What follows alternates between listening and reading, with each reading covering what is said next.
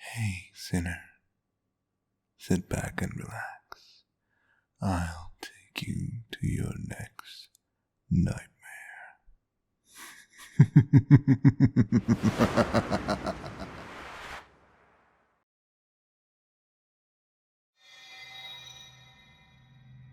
You're a vampire too, aren't you? Don't you come anywhere near me. Hear me? You fucking monster. I'll be better. I'll be better, I promise.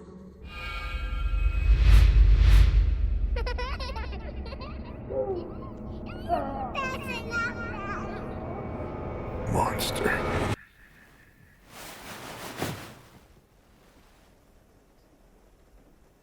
Hello, my dear.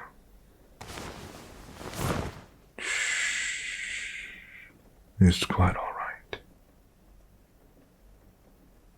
I've moved you to somewhere more comfortable. You're in the main suite right now.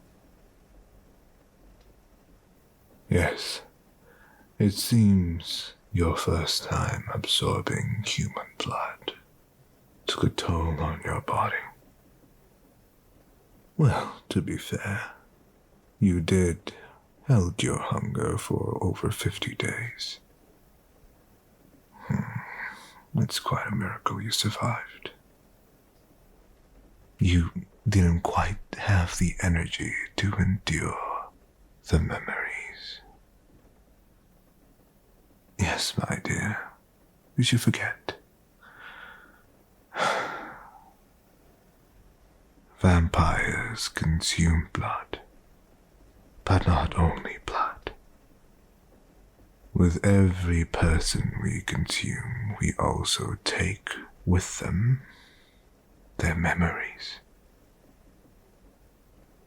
As I said before, when we consume humans, they too live within us. They become immortal with us. So, fret not.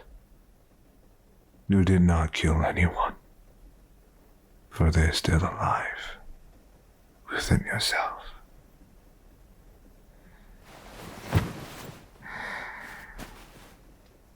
Shh. It's all right, my dear. Just focus on resting for now. Shh.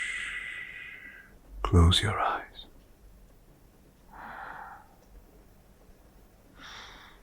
That's it. I'll help you get through this. The first one is always the nastiest. Their memories are still very, very strong.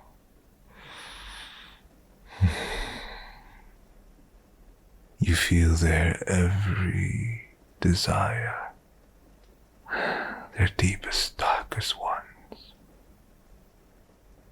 You feel their happiness, their joy, and you feel their fears too.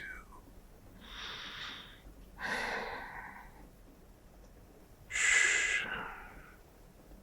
It's all right. It'll be over very soon. Like dreams and nightmares. And once you wake up, you'll feel completely new and completely fresh.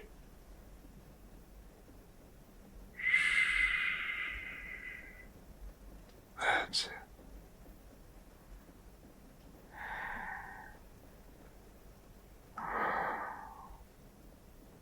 I'll be reading you some bedtime stories.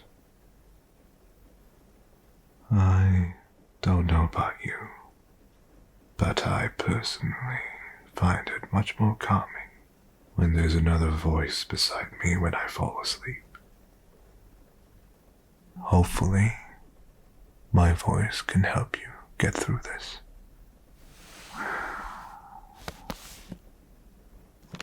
Alright. The story is called The Frog Prince. otherwise known as the Princess and the Frog.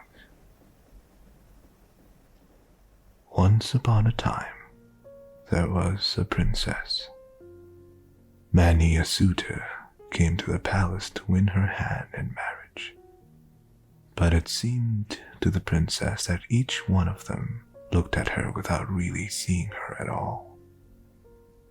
They act like there's nothing more to a princess than her fine crown and royal dresses, she said to herself with a frown. One afternoon, after one of these visits, the princess thought, "Sometimes I wish I were little again." She found her favorite ball from childhood, the one that sparkled when she threw it up high to the sun. She took the ball to the palace yard and threw it higher and higher. One time, she threw it extra high, and when she ran to catch the ball, she tripped on a tree stump. The ball fell and plopped right down into the royal well. She raced over to fetch her ball before it dropped too far, but by the time she got there, she could no longer see it in the water. "Oh no," she moaned. "This is terrible." Just then, a small green frog poked its head above the water. "Maybe I can help you," said the frog. "Yes," said the princess. "Please get my ball." "No problem," said the frog. "But first, there's something I must ask of you." "What do you mean?" said the princess. "It's for you to spend time with me today," said the frog. "I'm not sure I know what that means," said the princess.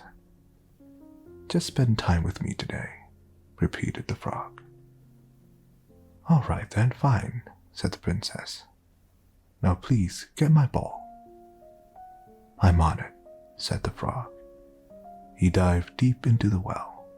A few moments later, up he came with the ball, held high in one hand. "Thank you," said the princess, taking it from him. She turned to go. "Wait a minute," said the frog. "You promised to spend time with me today."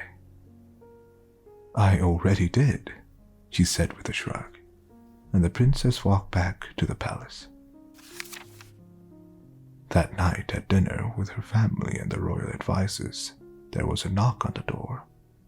The servant opened the door and saw no one there. The frog, standing down low, cleared his throat. "The princess promised me to spend time with me today," said the frog in as loud a voice as he could. "So here I am." "Daughter," said the king from the far end of the table, "did you promise to spend time with this frog as he claims?" "Sort of," said the princess. After a pause, she added, "Oh, very well, come on in." The servants quickly set a new place setting for the frog, and he hopped over to the royal dining table. Conversation turned to a topic of concern in the kingdom. None of the royal advisors knew what to do. "Father, if I may," said the princess, "perhaps we could—" "Stop," said the king, cutting her off. "I have enough advisors, believe me." "If I may," said the frog, and it was the first time he had spoken at the table, "there's more to a princess than her fine crown and royal dresses." The princess stared at the frog. How could this little frog, more than anyone else, understand such a thing? After dinner, the frog bowed to the princess. He said, "You have done what you said you would do. I suppose it's time now for me to go."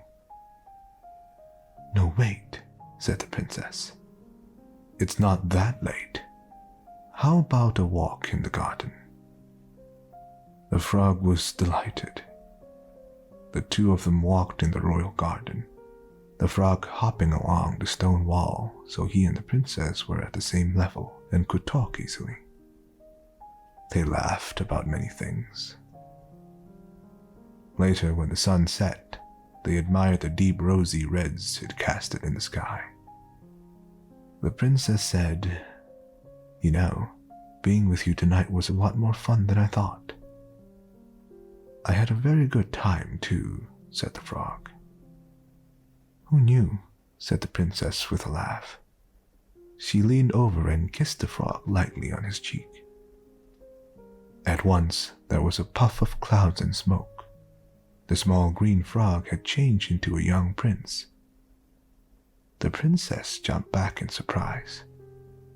The prince quickly told her not to worry, that all was well.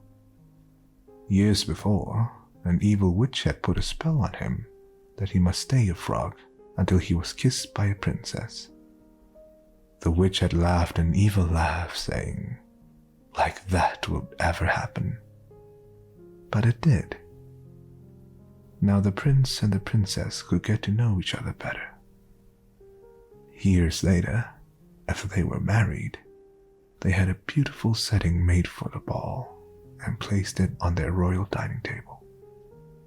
And when the sunlight shone in through the palace windows, the ball sparkled for all to see. The end. Was that story familiar to you, my dear?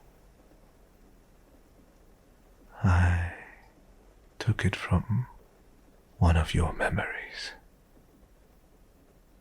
Remember the time when I drank your blood?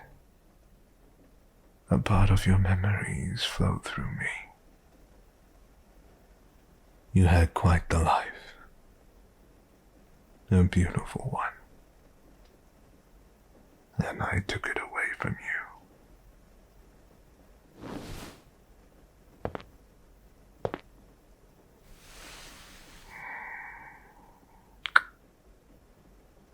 I can't tell you why right now, but in time, you'll understand.